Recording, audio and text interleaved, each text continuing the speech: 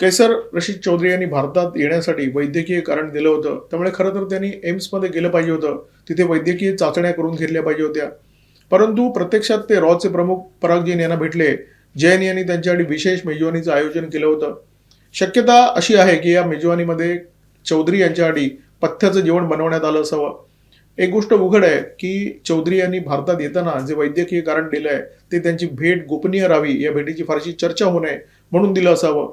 कदाचित त्यांनी तारिक रहमान यांचा एखादा महत्त्वाचा संदेश भारतासाठी आणला असावा.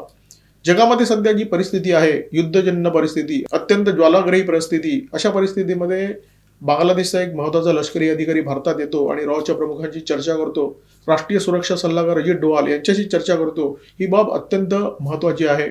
चौधरी यांनी भारताचे राष्ट्रीय सुरक्षा सल्लागार अजित डोभाल यांची गाठभेट घेतली.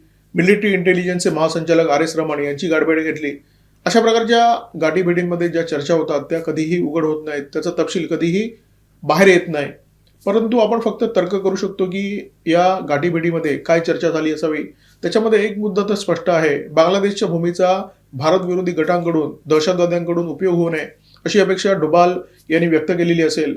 दुसरी अपेक्षा स्वाभाविक आहे की बांगलादेशमध्ये जे दहशतवाद्यांचे गट आहेत त्यांच्या संदर्भात जी माहिती आहे त्याची देवाणघेवाण या दोन देशांमध्ये व्हावी. तिसरी महत्त्वाची गोष्ट जी या बैठकीमध्ये चर्चिली गेली असेल ती म्हणजे बांगलादेशमध्ये मोहम्मद युनूस यांच्या काळामध्ये हिंदूंवर खूप मोठ्या प्रमाणामध्ये अत्याचार झाले. आता तारिक रहमान यांचं सरकार बांगलादेशमध्ये सत्तारूढ झालं आहे.